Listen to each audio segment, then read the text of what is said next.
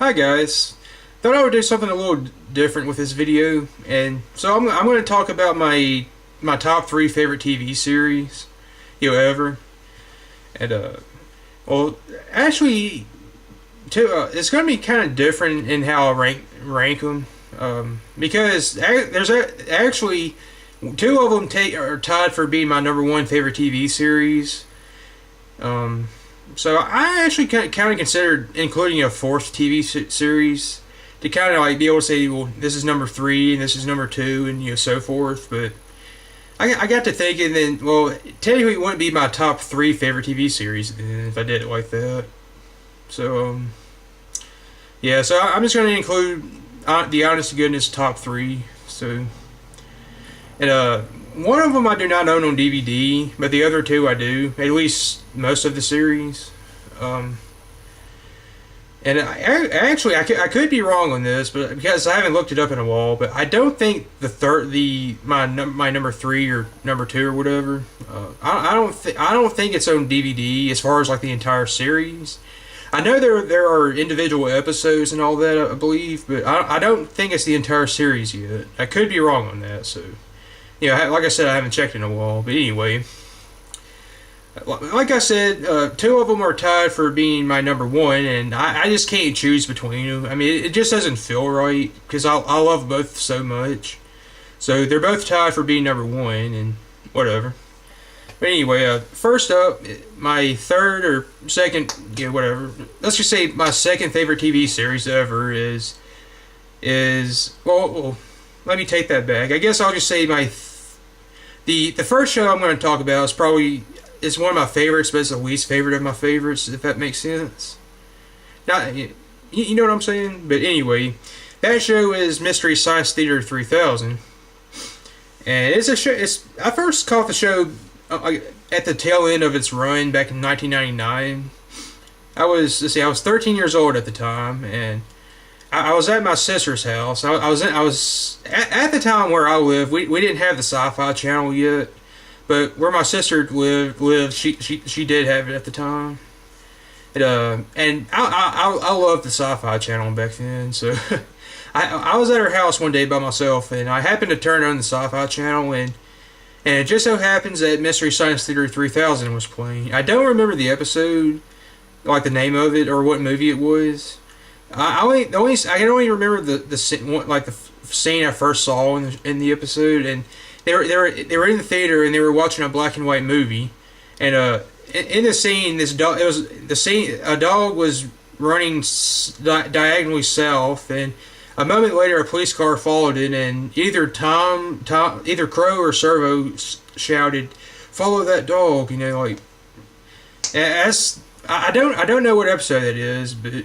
That's the first scene I ever remember seeing in that show. I love that show so much. I was so sad when I found out they were canceling it, especially considering how recent it had been since I discovered it. And the show is about this. Originally, it was the main character was a guy named Joel who created the show, and the basic premise of the show is that. Originally, Joel worked for this company where his two bosses didn't like him, and his bosses were named Dr. Clayton Forrester, and his sidekick was Frank. Later renamed TV's Frank, and so they Dr. Forrester wanted to take over the world. So, and the way he was going to do that was he wanted to break people's wills by forcing them to watch the worst movies ever made. And they picked Joel as their test subject, and they shot him off into space aboard the Satellite of Love, the ship that's orbiting the Earth. It's shaped like a dog bone, by the way. And there he builds, all the robots in the show. And later, I believe it was the fifth season that Joel left the show and was replaced by the head writer Mike Nelson. It pretty much remained the same for the entire series. The basic premise, wanting to take over the world, bad movies, so forth. It's one of those shows where the intro pretty much explains everything you need to know about the show. And the cool thing is that one thing I like about it is that each intro, it was on for like 11 years, I believe, give or take. So obviously the intro would obviously change, some here and there, like with each season.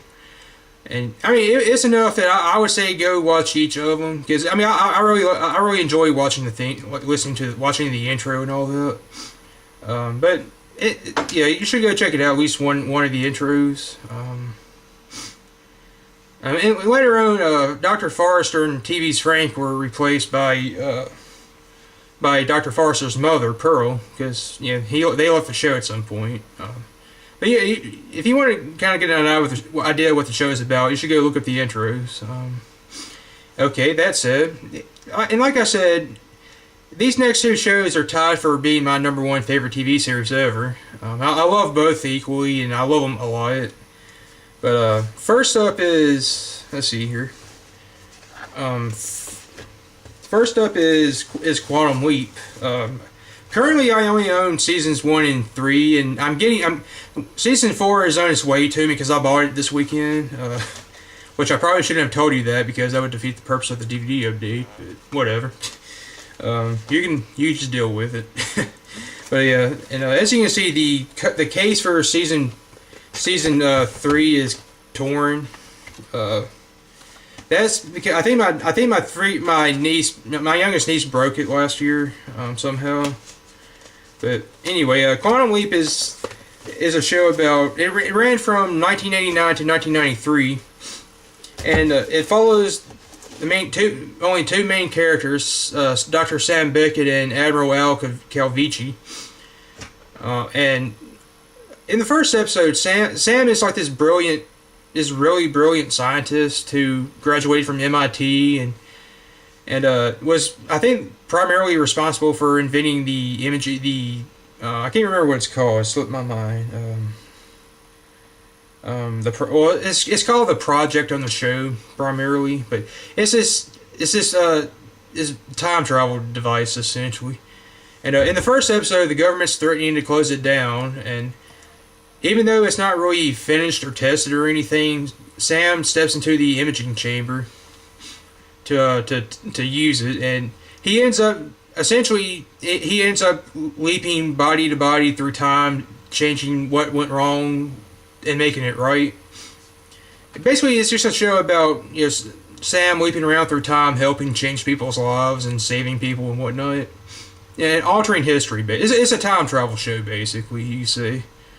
I really enjoyed it. And actually, my favorite episode that I can remember, I haven't seen a lot of the episodes in quite a while, but if I had to say, my favorite episode is a season 3 episode called A Little Miracle.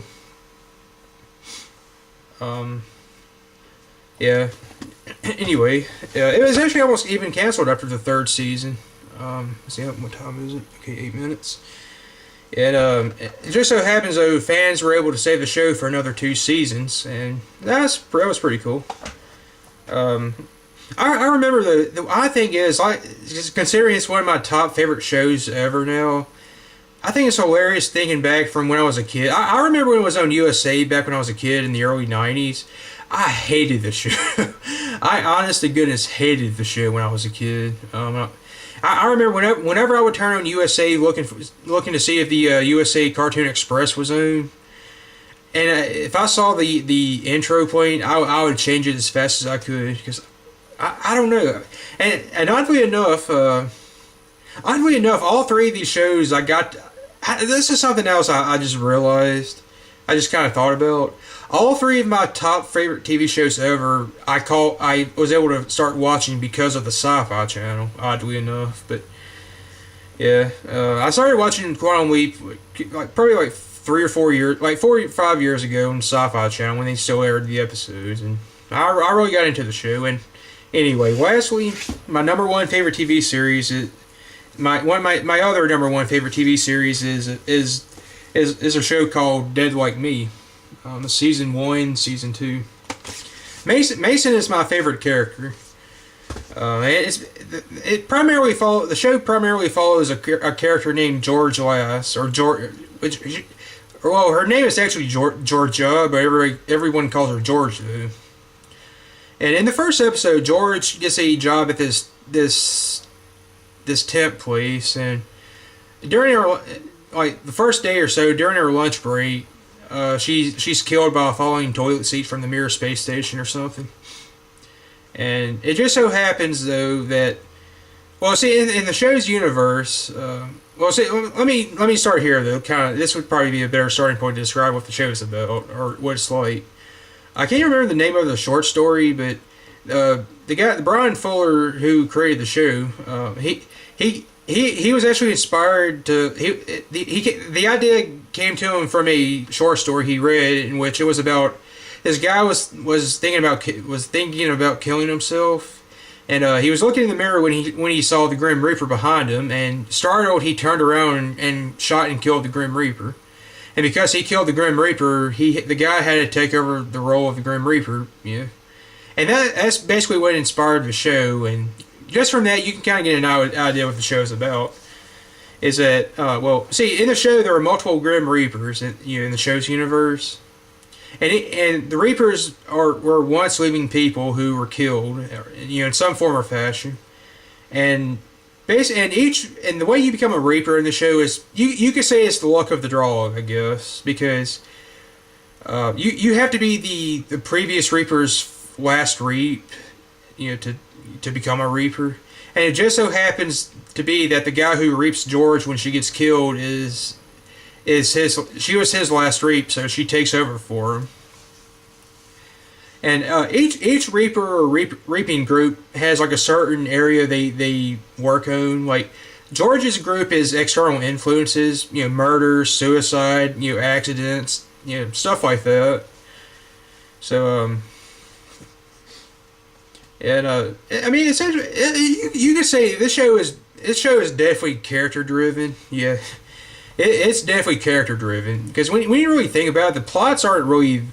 I mean, they're not going to be anything you see like in like movies or like Oscar-winning movies or anything. It's definitely character-driven though. Like I said, it originally aired on Showtime from 2003 to 2004. Although I didn't start watching it, I didn't find out about the show until 2007. Because I started it was a Sci-Fi Channel marathon when I first saw it, and because of that, I really got into the show. It didn't really make sense to me at first, but I really got into the show though. But then 2008 I bought it on, I think it was on eBay. I bought it, and then of course the movie came out last year, the follow-up movie, which let's be honest, it wasn't that good. It was not that good. Although in context with George and the ending, I thought if it unfortunately ends up being the series finale or the conclusion to the series, I do think that was a nice conclusion for George in context of the series, with how much he grew and everything. Because I will give it that. I mean, with a show like Dead Like Me, there's not really a lot of ways you can end it conclusively. But yeah, it wasn't that good though. And honestly, the movie, I think it should have focused on George and her sister a little bit more, because I thought that was the better of the two plot lines of the movie. Personally, that's what I thought. But let's see, what time is it? 13. Yeah, don't have much longer. But yeah, anyway, I guess that's about it though. You should check out their shows sometime if you haven't seen them. Yeah, they have a bunch of clips of Dead Like Me here on YouTube if you want to check them out or anything. I'll probably post some of my favorite Mason clips or something. But yeah, Sissy is my favorite character. But anyway, that's going to be about it though. Yeah, and so thanks for watching. And if you've ever seen any of these shows, let me know. Just let me know how you enjoy them or something. So anyway, thanks for watching. See you guys tomorrow or whenever I see you.